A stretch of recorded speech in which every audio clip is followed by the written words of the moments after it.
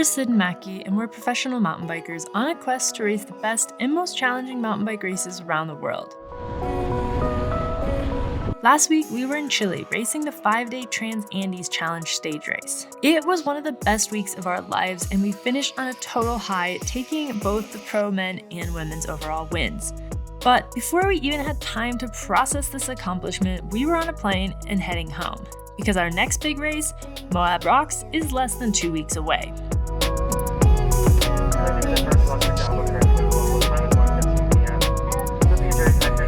When we planned our schedule, we knew this was going to be a tight turnaround, but one of our goals for this year was to improve our recovery, so the next 10 days are going to be the real test of that.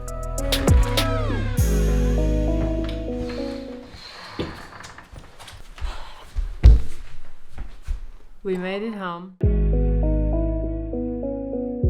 More than once over the past week, it's occurred to us that this might have been a mistake.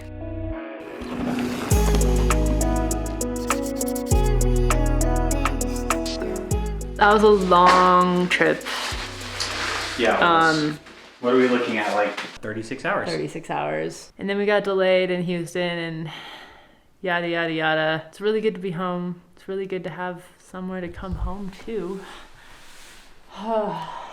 It turns out that stage racing and then flying is not like a healthy thing to do for your body. I've got some stuff going on with my legs, unfortunately. Basically just like my ankles are like...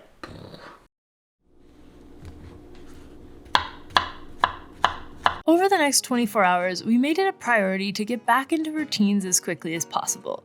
Sleep a lot and drink a ton of water. Not only were we dehydrated from the plane, we were back at elevation and in a very dry climate.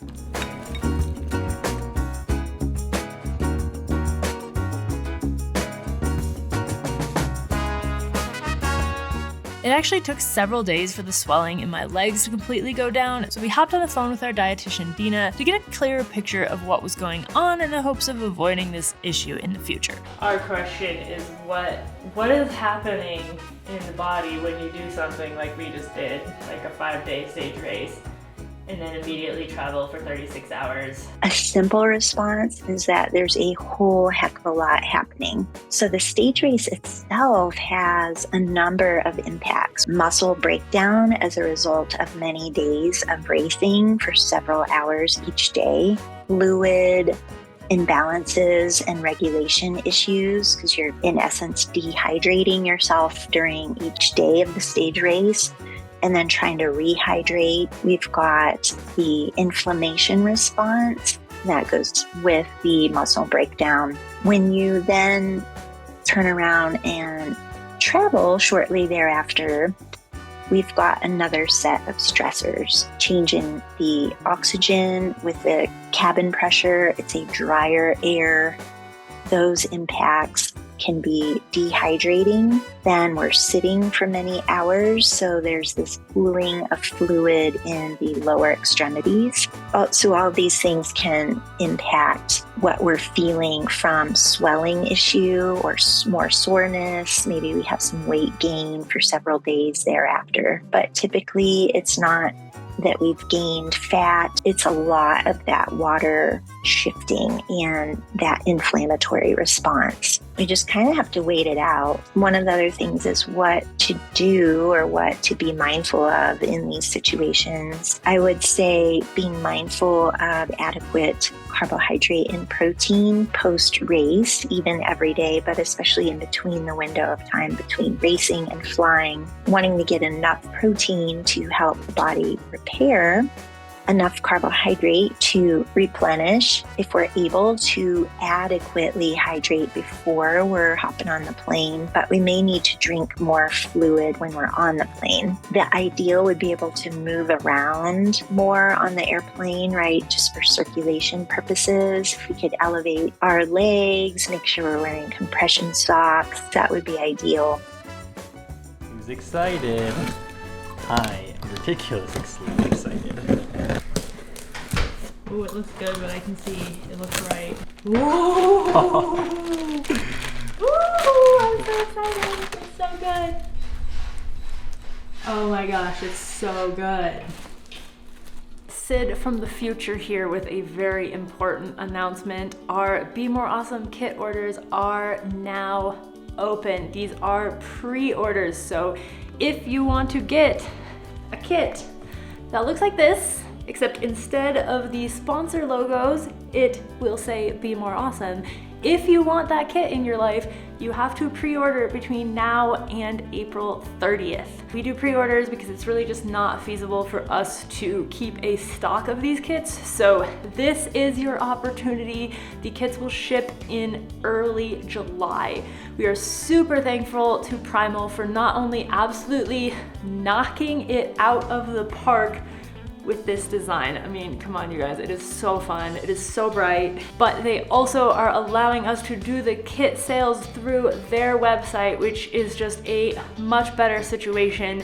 Again, apologies to anyone whose order we messed up last year because we were shipping them all out of our living room. It was not good, so really thankful to be able to have a store on Primal's site. Another benefit of working with Primal is that we are able to offer more inclusive sizing. We have XC styles, we have long sleeve, short sleeve, and 3/4 length trail jerseys and baggies. All the styles go up to a 3XL and most of them go up to 5XL. We also have socks and gloves, lots of fun stuff. Cannot wait to start seeing these out in the wild. It always makes us so happy to see you guys in our colors. It is so fun. Get on it. You have until April 30th. We have been home for 3 days. Today was the first day we left the house. So that's good.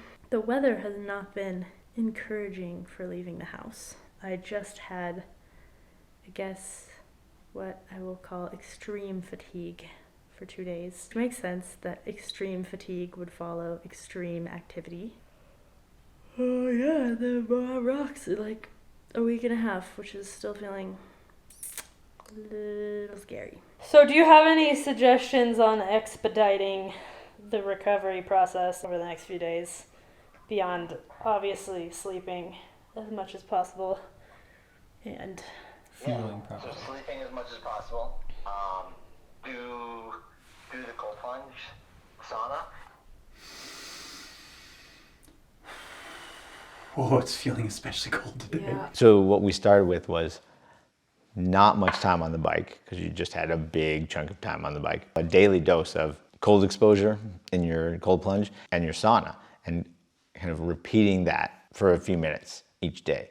You get in the cold first, and that causes big constriction of your blood vessels and gets blood back into your core and your brain because your body thinks, oh, might freeze. And then working through it with some breathing techniques to help you relax in that situation, in there for 2 to 3 minutes, and then moving to the sauna, the hot condition, which does the reverse of the cold for your blood vessels. So now they're dilating, opening up. Blood that was pushed out of there in the cold water, now being brought back in, oxygenated with some fresh nutrients after it's gone to the core. We get into these hot, cold repetitions, then we're getting better blood flow into all the areas. And we're also getting like a little bit of a psychological recovery too. Like, oh, this is cold, this is hard, but I only have to do this for a little bit. And now I'm gonna sit somewhere warm for a few minutes.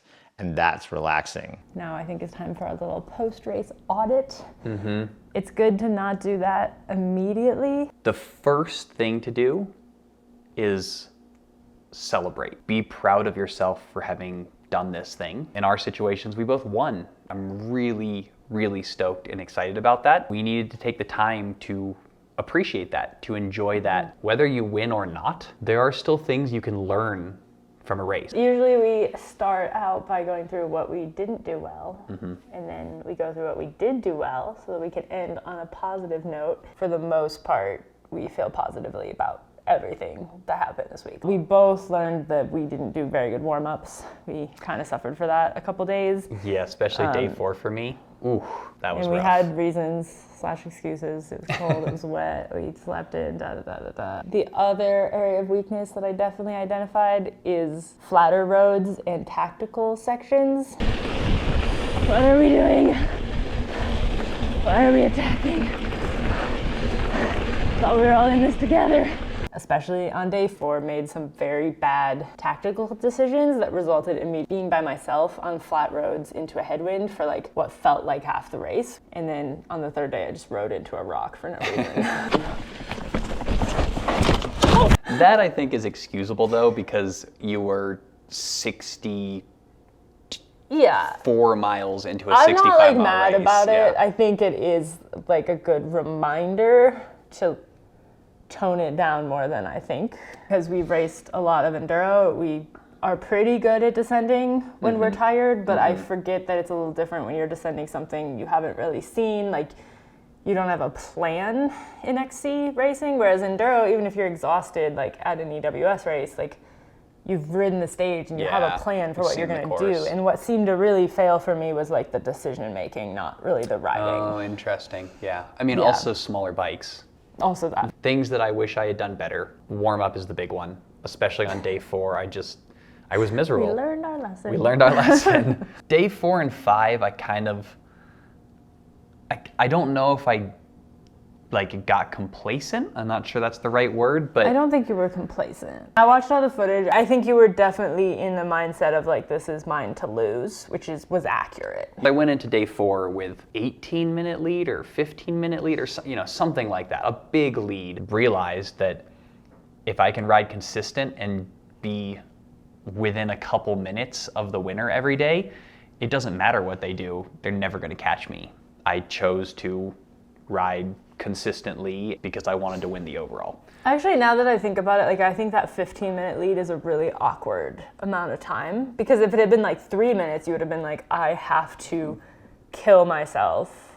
And if it had been like I was like an hour and a half up by day 4, Blow I up, could it doesn't flat, matter. I could like I had so much leeway. Like it would have had to been so catastrophic that I couldn't finish a stage. Whereas 15 minutes is like a bad mechanical or like a really bad bonk, which you never have, but like it is sort of in your head that like, like I could lose this, but it would take a lot. Losable amount. I can see why you were in that headspace. I also understand why that's like not like a super gratifying headspace to be in. Yeah, normally you race a race to win like that stage or that race, but when it's multiple of them, you have to think about it differently because you're like, well, I want to win the overall and I care less about day by day wins. Okay, positive things. I would say fueling for me, super positive, especially like I did a really good job the first 2 days, which I think really saved my butt when I ended up out there longer than I thought I was going to on day 3. Yeah. In general, our recovery was better than it's ever been. High five. Yeah. We would finish the race, drink a recovery drink, lie down and put our feet up against the wall, and do 5 minutes of recovery breathing, which is kind of like calms your body down and lets it know like, now is your time to start recovering. We ate right afterwards, ate dinner also. We were trying to replenish those calories that we were burning each day so that the next day we didn't go into the race in a calorie deficit. After these like initial recovery things, we made sure our bikes were clean and we laid out all of our stuff for the next day so that we could get up as late as possible to maximize the amount of sleep we got and like not have to be like, oh no, where's my kit? Where are my tools? Where's my pack? Where's my bottles? Overall, like I was like super positive. Like I didn't get in my head on any of the stages. Like even when I crashed, I wasn't upset. I was upset after the stage when I realized I lost my dash, but I think that was honestly just like when you finish a day that big, there's like this big like emotional feeling of like being done and then having to like walk back up the hill. Like I kind of lost it. I think we made the right equipment choices. Brought mud tires. We could have put them on for day 2. We talked about it. I'm really glad we didn't. It would have been a slower rolling tire for all the climbs, and we were able to ride everything with like no problem. I don't think we needed them for those descents. So I think I'm like glad we made the right decision. How you feeling? I feel fine. This has not been our fastest return to doing workouts after a race ever. And I think actually maybe that's why I don't feel good. We should have ridden earlier in the week. It just unfortunately was snowing a lot. And we loaned our trainer to my dad. It felt really good during the race in terms of recovery, which made me think that this like I was gonna bounce back really fast after, and then when that didn't happen, I got kind of frustrated. I think the thing with recovery is you have to kind of stop thinking of what you should be be feeling, because that's kind of irrelevant.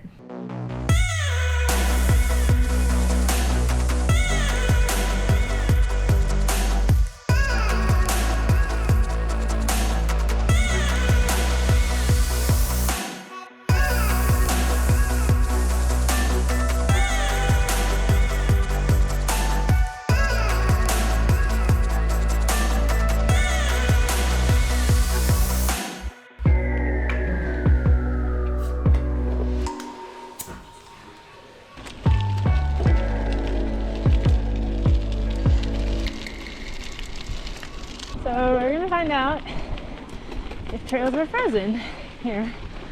So far so good. It is like 25 degrees. New Mexico, sun hits the trails and it can be 26 degrees and not frozen.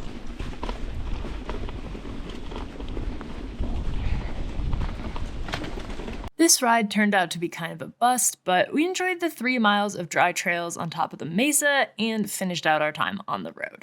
I'd say I felt better than I thought, but they're just frustrating that there's not really any trails we can ride other than what's sitting in full sun on the mesa. I'm glad we found something we could ride. Yeah, I think I have seasonal affective disorder. Well, in spring is Effective immediately. The weather has really been taking us on a wild ride today. We woke up, it was dumping snow.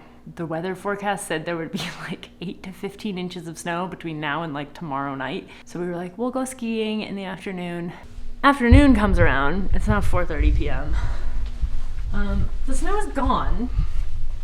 It's presently 36 degrees and raining. We have VO2 max intervals on the docket for tomorrow as sort of a little like, wake them back up. The forecast for tomorrow is snow all day. So at 4 p.m., we canned the idea of an evening ski and we are off to go ride bikes in 36 degrees and rain. I'm wearing rain pants, a base layer, this thing, and then I'm gonna wear a raincoat on top of that, waterproof shoes. I'm really curious to see if I'm hitting the numbers today. They're pretty high. It's definitely a VO2 max interval for me. Yeah, I don't really know how that's gonna go.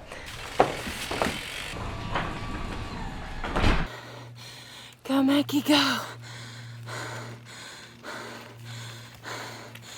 If I sound like I'm dying, it's because I am. Whew. I'm warm and cold at the same time. I'm glad we did it. That was definitely the kind of weather where like you see someone else out there walking or hiking and you're like, hello, fellow crazy human being. I was getting kind of mixed signals from my body, but I wouldn't say it was bad. Hit some pretty solid numbers. Was able to sit in that VO2 zone for the 3-minute intervals. I'm pleased because I was so tired up until like about yesterday and then switch flipped. My legs didn't feel great. Like it wasn't like, oh, I can't hit my numbers. They felt about like I would expect them to, given that we haven't ridden for a week. Yeah. So it's, I'm not surprised or bummed or anything, but yeah, they didn't feel great. This is probably going to be the end of this video. In 4 days, we will be racing Moab Rocks. I'm still not 100% sure whether it was a mistake to stack these races on top of each other. We will not know until the gun goes off, and probably about an hour after that. If you also want to know the answer to that question, give us a subscribe. Stick around for next week's video where we will all find out together. And in the meantime, don't forget to be more awesome.